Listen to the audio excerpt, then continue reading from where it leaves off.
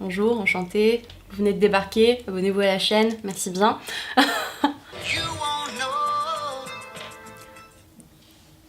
C'est une blague. Allô? On tourne de dos? Allez, on retourne faire de dos. Vroom vroom, bitch.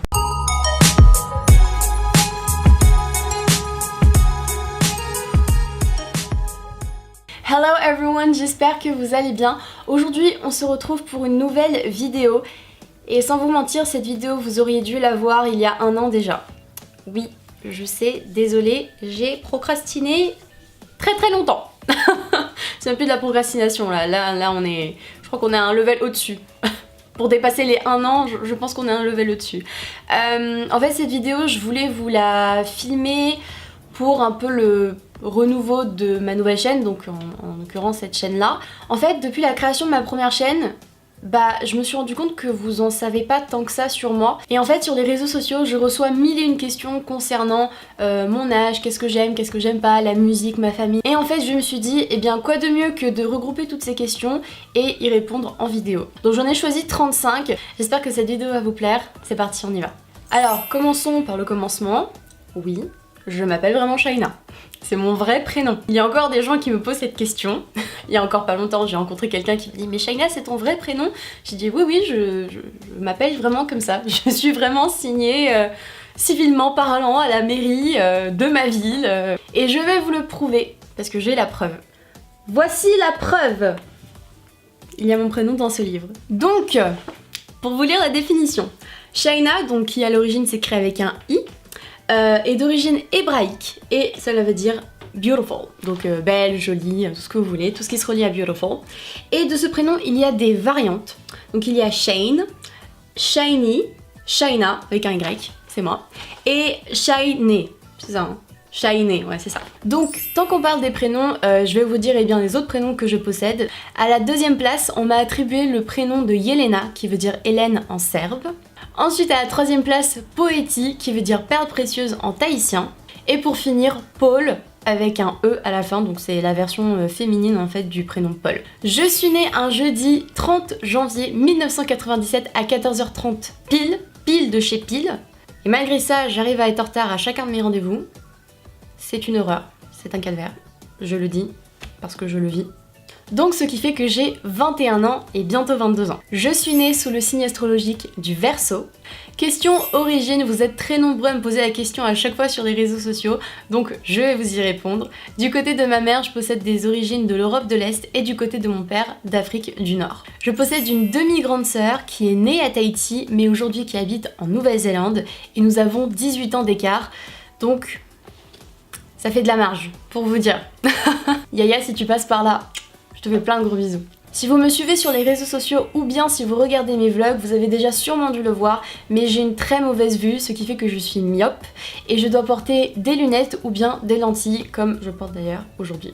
Aussi étrange que cela puisse paraître, mon père a les yeux bleus, ma mère a les yeux verts, du coup ce qui fait que j'ai les yeux bleus-verts, mais j'ai découvert récemment il y a 2-3 ans, peut-être même 4 ans, que je possédais en fait des petites taches marron près de la pupille, donc ce qui fait que je possède les 3 couleurs d'iris. Bon alors ce fait là n'a rien d'extraordinaire, je vous le dis tout de suite, mais je trouve que c'est assez cool personnellement. Sur mon bras droit, je possède 4 grains de beauté qui forment un rectangle, alors exact, je ne sais pas, mais en tout cas ça forme un rectangle si on relie les points. Voilà, ici en fait vous pouvez apercevoir les grains de beauté qui forment un rectangle. Concernant ma taille, ça fait longtemps que je ne me suis pas mesurée, mais je mesure à peu près 1m69, 1m70. Alors vraiment le tout premier métier que je rêvais de faire, c'était vétérinaire, parce que j'adorais déjà les animaux étant toute petite, et j'adorais en fait vraiment tous les animaux. Quand j'allais au zoo, vous pouvez être certain que ma mère me perdait à chaque fois parce que je courais partout, j'allais voir tous les animaux différents qu'il y avait dans le zoo. Je pouvais y rester des heures, donc voilà, j'avais décidé que je voulais m'occuper vraiment des animaux. Bon, alors ce fait là, il est à double sens en fait, si je puis dire. J'adore l'eau. J'adore l'eau, tout simplement. J'adore prendre des bains, j'adore prendre des douches, j'adore me baigner, j'adore boire de l'eau. L'eau, c'est vraiment toute ma vie. Et pourtant, je pensais que c'était relié à mon signe astrologique, donc comme je vous le rappelle, qui est le signe du Verseau. Mais techniquement, c'est un signe de l'air et pas d'eau. Donc Je ne sais pas d'où me vient cette passion entre guillemets si je puis dire. Donc bref, en soi j'adore l'eau, mais, double sens, mais quand je suis dans la mer et exclusivement dans la mer, si je ne vois pas le fond, en dessous de moi, je peux vraiment stresser. C'est-à-dire que, enfin, je vais pas jusqu'à aller faire une crise, mais je préfère largement là où c'est clair et où je vois le sable et où j'ai pied, etc. Quand je vois pas le fond, je peux juste m'imaginer qu'il y a un truc qui va arriver et qui va me tirer vers le bas. Je pense que j'ai vu trop de films. Après avoir passé mon bac, je me suis inscrite dans une école de comédie musicale pour suivre une formation et découvrir les arts de la scène. J'ai été diplômée au bout de 2 ans. Vous pouvez faire une 3e année facultative. L'école que j'ai faite s'appelle le Studio International Vanina Maréchal. Il possède aussi comme 2e nom le Studio International des Arts de la Scène. Si vous êtes intéressé pour faire un stage, inscrire vos enfants aux cours qui leur sont proposés ou bien faire un cours du soir, je vous mettrai le site de l'école en barre d'infos juste en dessous. Je parle 3 langues couramment, donc le français, l'anglais et le serbe, merci maman. Et je peux pas dire que je parle l'espagnol parce que vraiment, j'ai vraiment du mal à parler dans cette langue et pourtant je l'ai étudiée quand j'étais au collège et au lycée. Je la comprends, franchement ça va, j'arrive à comprendre, mais pour parler c'est juste une horreur. Donc voilà, techniquement on va dire que je gère 4 langues à peu près. Si mes amis peuvent me faire un petit reproche, pourtant c'est quand même un gros défaut je pense, c'est que je suis un moulin à paroles. Alors là, vous me lancez sur un sujet, je peux parler et parler et parler et parler sans m'arrêter. Je saurais pas vraiment considérer si c'est une qualité ou un défaut. Dites-moi ça en commentaire, dites-moi ce que vous en pensez. Si vous aussi vous êtes un moulin à paroles selon vos amis, eh bien dites-moi en commentaire si vous pensez que c'est plutôt une qualité ou un défaut, ça m'intéresse de savoir. Je suis, attention, une grande maniaque de l'hygiène et du rangement. Je dirais pas que je suis jusqu'à hypocondriaque, même si je me lave les mains je ne sais combien de fois par jour. Je peux vous assurer que ma chambre, mais même tout, hein, pas que ma chambre, tout, mon maquillage, mon dressing, tout est à chaque fois rangé. Je ne supporte pas quand c'est dérangé. Il m'arrive bien sûr, comme tout le monde, à ce que ma chambre soit dérangée de temps en temps, mais je peux vous assurer que dès le lendemain, tout est rangé. Selon mes amis, je suis assez douée pour faire des massages. Alors tout le monde me dit mais t'as suivi une formation, t'as fait un truc, t'as un don, machin. Je n'en sais rien, je ne pourrais pas vous expliquer, mais quand mes amis me demandent à ce que je les masse, je leur demande généralement bah où, parce que voilà, je fais pas un massage généralement comme ça. Me dit ouais j'ai mal à la main, j'ai mal au trapèze, j'ai mal au cou, nanana. J'ai très souvent tendance à toucher pile le point, le petit nerf où ça leur fait mal. À l'âge de 3 ans, j'ai découvert que je pouvais chanter, enfin du moins chanter comme tu peux à 3 ans. Personne ne chante comme Adèle par exemple à 3 ans, c'est impossible. Donc je me débrouillais en fait comme je pouvais et je vais vous faire écouter la toute première chanson que j'ai vraiment chantée.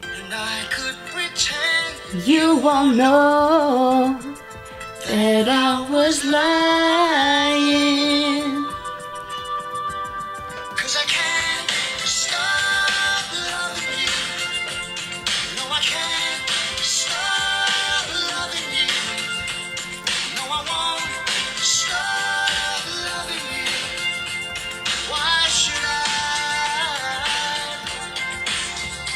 J'adore.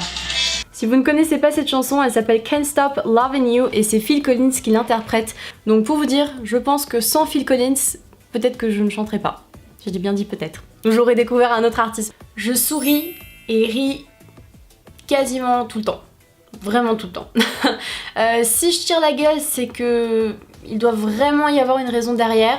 Mais sinon, je suis assez positive comme personne en fait. Je suis assez positive, vraiment. Heureuse et positive. Bien que j'ai 21 ans, ça ne se voit peut-être pas, mais je suis maman depuis 10 ans. Oui, depuis 10 ans. De ma fille. Je l'embête, je viens de la réveiller. Alors voilà, je vous présente Darling. C'est une femelle shih tzu, donc âgée de 10 ans. Je l'ai eue quand je suis rentrée en 6ème en fait. Elle partage ma vie depuis 10 ans, elle me rend heureuse tous les jours quand je rentre, tous les matins quand je me lève. Je suis comblée. Je suis comblée avec elle, je l'adore. Je l'adore vraiment, elle est trop mignonne. Elle a son caractère. Elle est pas tout le temps... Par exemple, si on lui demande de venir et qu'elle n'a pas envie, bah ça sert à rien de la forcer parce qu'elle ne viendra pas. Mais voilà, Elle sait faire des petits tours que je lui ai appris. Oui, mademoiselle, je la réveille de sa sieste, donc là elle me fait un peu la gueule. Quand j'étais petite, je rêvais d'avoir un Shih Tzu. Vraiment, j'ai flashé sur ces chiens. Je vais essayer de vous retrouver une photo que je vais vous mettre à l'écran de Darling quand elle était petite. C'était une pitchoune trop belle, vraiment. C'est ma première pitchoune. Le 12 mai 2016, j'ai eu un accident. Je suis tombée en cours de danse, donc dans mon école de comédie musicale. Et je me suis fait une rupture des ligaments croisés antérieurs au genou droit, autrement appelée la blessure du sportif.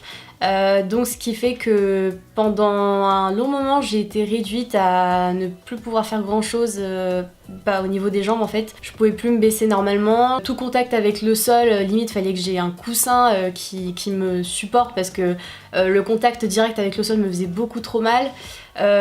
L'opération s'est très bien passée, j'ai un nouveau genou maintenant mais je dois faire en fait de la rééducation. Mais en fait le chirurgien qui m'a opéré m'a dit que à partir de maintenant je dois faire du sport à vie tout le temps. Je dois plus m'arrêter en fait. Il faut tout le temps que mes genoux soient actifs, que je bouge. Donc je suis condamnée à faire du sport à vie à cause de cet accident. Quand j'étais à l'école, à la maternelle, primaire et collège, je faisais des activités extrascolaires. Donc premièrement j'ai fait de la danse. Ça a été vraiment les premiers cours artistiques que j'ai pris étant petite. Généralement je faisais entre 1 an et demi et 2 ans. J'ai fait du hip-hop, j'ai fait du moderne jazz. Sauf pour le classique il me semble que j'ai fait 5 ans ou 6 ans de classique, quelque chose comme ça. Ensuite j'ai fait de la GRS, ce qui signifie de la gymnastique rythmique et sportive. Vous savez c'est la danse, les chorégraphies où il y a les cerceaux, les rubans, tout ça etc. C'était vraiment trop cool, je kiffais trop faire ça à l'époque. Du judo, du dessin, j'ai pris des cours de dessin autrefois, de l'équitation, du piano et plus tard, vers l'âge de mes 14-15 ans, j'ai commencé à prendre des cours de chant et de piano. Alors pour ce fait là, rien d'extraordinaire, rien de nouveau, rien de dingue, mais je suis une fan inconditionnelle de l'univers de Disney et de l'univers d'Harry Potter. Quand je vais à Disneyland, j'ai pas envie de partir, pas du tout. Je pourrais dormir sur un banc dans le parc, ça ne me gênerait absolument pas. Et quand je suis allée donc 2 fois à l'Universal Studios à Los Angeles, je peux vous assurer que je reste minimum 1h30 dans le land Harry Potter et pour dire il est pas très grand. Alors pour le fait suivant, je dirais que c'est une constatation que j'ai faite au fil des années, mais je trouve que j'ai un odorat assez développé. Ma fête païenne favorite, sans hésitation, c'est Halloween. Franchement Halloween, mais vous savez pas quelle adoration je porte envers cette fête, c'est énorme pour moi, j'adore vraiment cette fête. Alors attention, je dis que j'adore Halloween, certes, mais ne croyez pas que j'aime tout ce qui fait peur. J'aime quand ça fait peur, genre ça va, mais tout ce qui est genre film d'horreur, le manoir de Paris, vous m'évitez. Vous m'évitez complètement, ne m'embarquez pas dans ces délires là. Alors, parlons un petit peu littérature, après les films. J'adore les romans et les sagas fantastiques. Et je vais pas vous mentir que, bon vous le voyez peut-être derrière moi, vous voyez peut-être pas les titres mais voilà, j'ai encore du mal à me séparer des romans pour adolescents. Alors pour ce nouveau fait, je ne sais pas si c'est un don ou considéré comme, ou enfin je sais pas trop, mais généralement je suis assez douée pour deviner l'âge exact ou à 2 voire 4 ans près d'une personne. C'est très rare que je me trompe. Bon, il est temps que je vous avoue quelque chose quand même. Ma meilleure amie, dans tout le monde entier, je le pense vraiment, ma meilleure amie, vraiment, c'est la flemme. Ah mais alors la flemme et moi, c'est une très longue histoire. Mais même pas juste d'amour, hein, c'est juste une très longue histoire. Mais bon, sinon, quand il faut travailler, y a pas de souci, Shaina est là. J'aime beaucoup tout ce qui est jeu de tir en fait, tout ce qui est tir à l'arc, tir à plomb, etc. Je n'ai jamais tiré avec un vrai pistolet, je tiens à dire. Je pratique pas non plus tous les jours, donc au début, évidemment, je tire à côté, etc. Au bout d'un moment, quand j'ai trouvé ma position, ce qui me va, etc., machin, je suis rarement loin de la cible. Très rarement loin ou très loin de la cible. Si vous ne le saviez pas, je suis une grande rêveuse et une grande visionnaire. Alors à savoir que ce n'est pas la même chose. Rêveuse, bon bah c'est voilà, ça va avoir des rêves plein la tête et d'avoir des ambitions et de faire des choses. Et visionnaire, c'est plus de voir les choses en grand, voir les choses dans le futur. et les deux se combinent parfaitement dans ma tête, voilà. J'adore voyager, alors clairement j'adore voyager, découvrir de nouvelles cultures, de nouveaux pays, rencontrer de nouvelles personnes, etc. Tout ce qui concerne le voyage en fait, tout ce qui concerne la découverte dans le voyage si je puis dire, j'adore, vraiment j'adore. Mais s'il y a une chose, ou plutôt deux, que je ne supporte pas, mais alors pas du tout concernant le voyage, c'est faire ma valise. Et aussi défaire ma valise, donc bon, en fait trois choses. Donc faire ma valise, défaire ma valise et passer à la douane. Ah mais alors ça...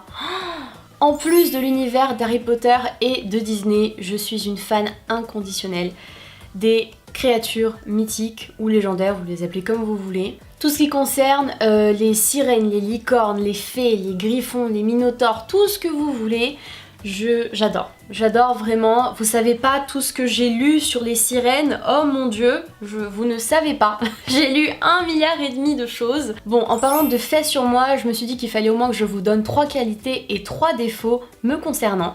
Pour les 3 qualités me concernant, je suis drôle, tenace et je ne suis pas rancunière. Et pour les défauts, je suis têtue, susceptible et je procrastine. Beaucoup, oui. Je suis la procrastination même. Désolée. Grâce à mon école de comédie musicale, pendant 2 ans, j'ai eu la chance de faire des plateaux télé où eh bien j'étais choriste. L'émission s'appelle 300 cœurs pour plus de vie, c'est le nom en général qui lui est attribué en fait. Mais depuis 2 ans, j'ai vu qu'ils ont fait plein de variantes de cette émission, donc maintenant ça s'appelle... Ils font certaines émissions où les 300 cœurs chantent leur idole des années 80, les 300 cœurs chantent les classiques, les 300 cœurs chantent les comédies musicales, etc., etc. Et franchement, je trouve ça hyper bien parce que nous, en tant que petits artistes, petits intermittents du spectacle, ça nous permet de pouvoir vraiment être à même sur un plateau télé, de voir vraiment les conditions, comment ça se passe, etc. De rencontrer les artistes avec qui on chante, de passer à la télé, même tout simplement, c'est vraiment hyper cool. Je vais pas vous mentir, ça manque un peu de ne plus faire cette émission aussi souvent qu'avant. J'ai découvert en fait le monde de la télé grâce à cette émission. C'était en général 2-3 jours de tournage, il y avait des journées hyper intenses. J'ai rencontré plein de gens d'autres écoles, dont mon meilleur ami Mehdi Florian que vous connaissez sûrement. Et je suis vraiment ravie d'avoir pu faire un peu de télé et rencontrer du coup de nouvelles personnes qui font aussi partie du monde artistique. Si vous aussi vous voulez vous amuser à chercher ma tête parmi mes camarades lorsqu'on chante avec un chanteur, je vous mettrai dans la barre d'infos quelques liens de certains passages de l'émission que j'aurais fait avec mes camarades. Donc n'hésitez pas à aller en barre d'infos, comme ça pour ceux qui connaissent pas, eh bien vous pourrez voir à quoi ça ressemble. Pour terminer, on arrive au dernier fait, voilà, c'est la fin de la vidéo, juste après ça. Alors ce fait là, vraiment il fallait que je vous le dise parce que combien de fois je me fais charrier, je sais que c'est pas méchant, pas du tout, je sais que c'est pas méchant mais il y a des gens des fois qui me disent ah ouais t'as vu elle le dit avec l'accent, elle est américaine, nanana. Bref, il faut que je vous explique. Quand je parle anglais, je parle avec un accent. J'ai un accent, c'est comme ça, je peux tout à fait parler sans accent mais... je sais pas, c'est naturel, genre ma sœur aussi est comme ça, quand on parle en anglais toutes les deux, on a vraiment un accent. Et je peux vous assurer, mais je vous assure que c'est vrai, en cours d'anglais, tous mes cours d'anglais, hein, de la primaire jusqu'au lycée, mais vraiment, mais j'étais comme ça, j'étais en cours, j'étais en mode... Alors certes, j'apprenais bien sûr, mais la moitié du temps j'écoutais pas quoi, parce que c'était des trucs que j'avais déjà appris ou machin. Alors si, j'ai beaucoup appris en première et en terminale, parce que en fait on a appris l'anglais littéraire. Donc là il y avait plein de nouveaux mots de la littérature anglaise que j'ai appris, etc. Alors tout le monde me dit oui mais comment tu fais pour parler anglais aussi bien, machin et tout. Franchement les gars, il n'y a pas de secret, il faut bosser. Si vous êtes naturellement dirigé et intéressé par une langue, ça devrait se faire tout seul. Je sais qu'il y en a c'est plus l'espagnol, ou c'est plus l'italien, ou le portugais. En anglais franchement il n'y a pas de secret.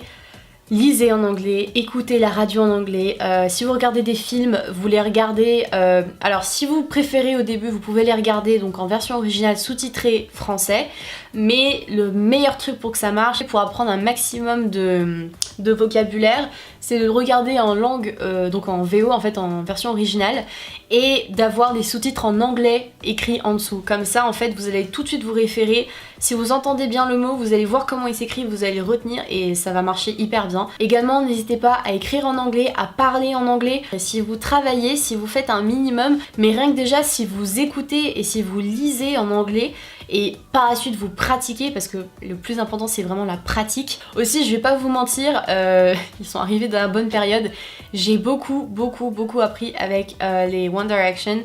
Les One Direction ça a été une énorme source d'anglais pour moi. Là en plus ils étaient britanniques, donc va choper l'accent britannique.